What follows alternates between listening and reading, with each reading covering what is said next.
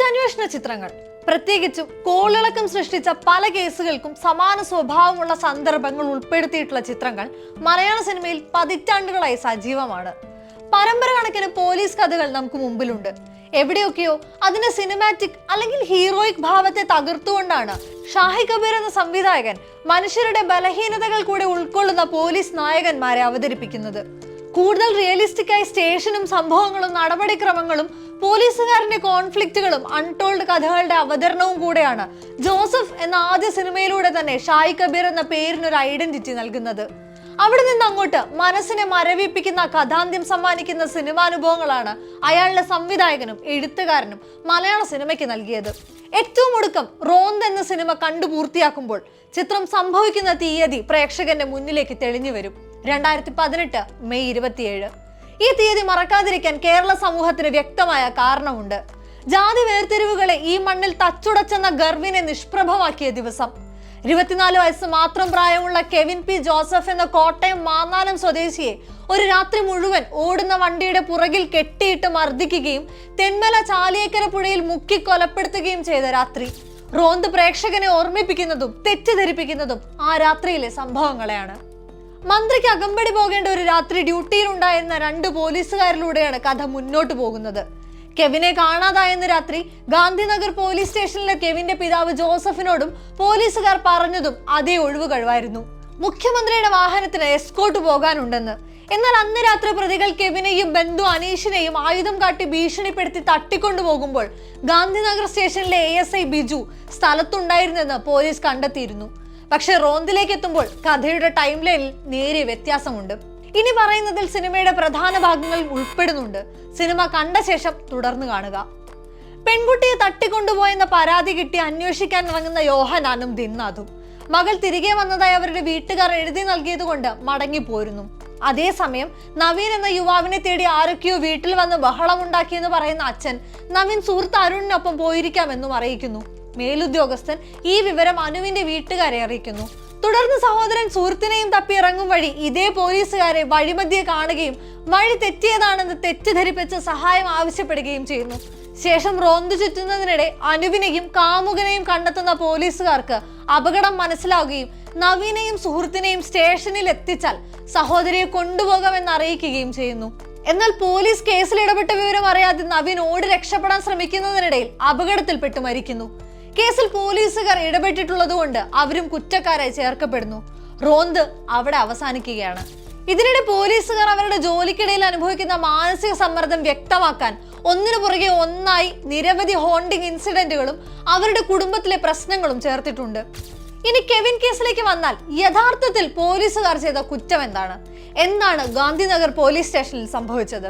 2018 May 27 ഞായറാഴ്ച രാത്രി ബന്ധു കൂടിയായ അനീഷിന്റെ വീട്ടിൽ കിടന്നുറങ്ങുകയായിരുന്ന കെവിനെ നീനുവിന്റെ സഹോദരൻ ഷാനു ചാക്കോയും അയാൾ ഏർപ്പെടുത്തിയ കൊട്ടേഷൻ സംഘവും ചേർന്ന് ആയുധം കാണിച്ച് ഭീഷണിപ്പെടുത്തി തട്ടിക്കൊണ്ടുപോകുന്നു.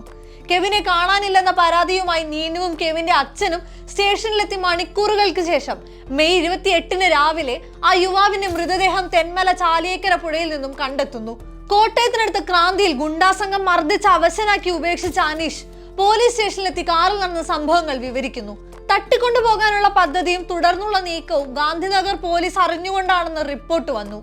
ASI ബിജു, പെട്രോളിംഗ് ജീപ്പിന്റെ ഡ്രൈവർ അജയ് കുമാർ എന്നിവരെ കൊച്ചിൻ റേഞ്ച് IG വിജയ് സാക്കറ അന്ന് സസ്പെൻഡ് ചെയ്തു. പ്രതി ഷാനു ചാക്കോയുമായുള്ള ഫോൺ സംഭാഷണത്തിന് പുറമെ 10,000 രൂപ കൈക്കൂലി വാങ്ങിയെന്നായിരുന്നു ഇവർക്കെതിരെ ഉണ്ടായിരുന്ന തെളിവുകൾ. കെവിന്റെ സുഹൃത്ത് അനീഷിന്റെ മൊഴിയും ഇവർക്ക് പ്രതികൂലമായിരുന്നു.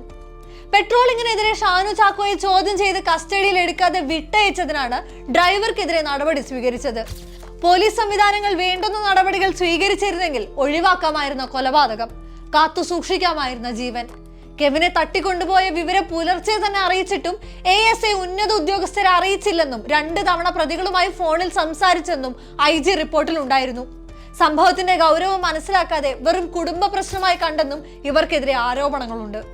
ഇതൊരു ഫാന്റസി അല്ലേ, കഥാകാരന്റെ ഭാവനയല്ലേ എന്ന പഴകിയ ചോദ്യത്തിന് വിഷ്വൽ റെപ്രസെന്റേഷനുകൾക്ക് കോൺഷ്യസ്നെസ്സിൽ എത്രത്തോളം സ്വാധീനമുണ്ടെന്ന പഴകിയ കണക്കെടുപ്പ് തന്നെയാകും ഉത്തരവും.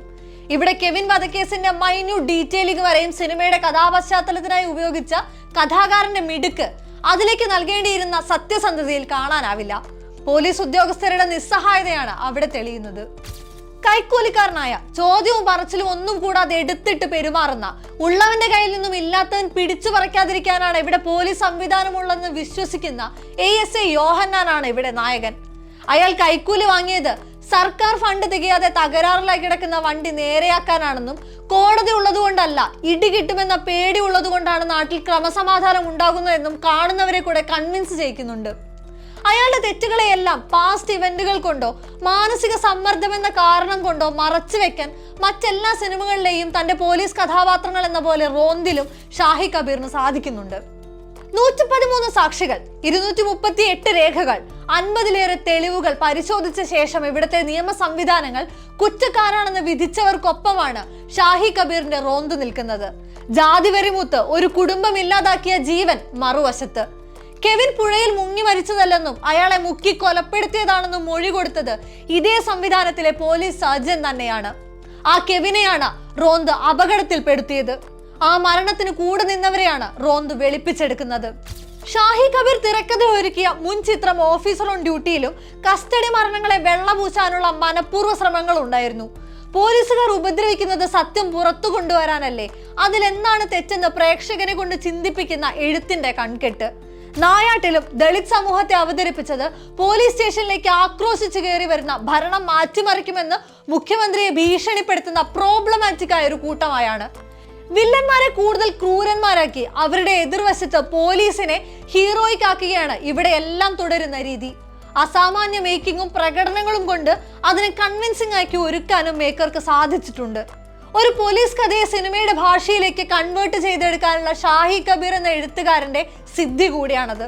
അപ്പോഴും അതിലൊക്കെ തെളിഞ്ഞു വരുന്നത് പോലീസ് അനുകൂല മനോനില സൃഷ്ടിക്കാനുള്ള മുൻ പോലീസുകാരൻ കൂടിയായ ഷാഹിയുടെ സൂക്ഷ്മതയാണ്.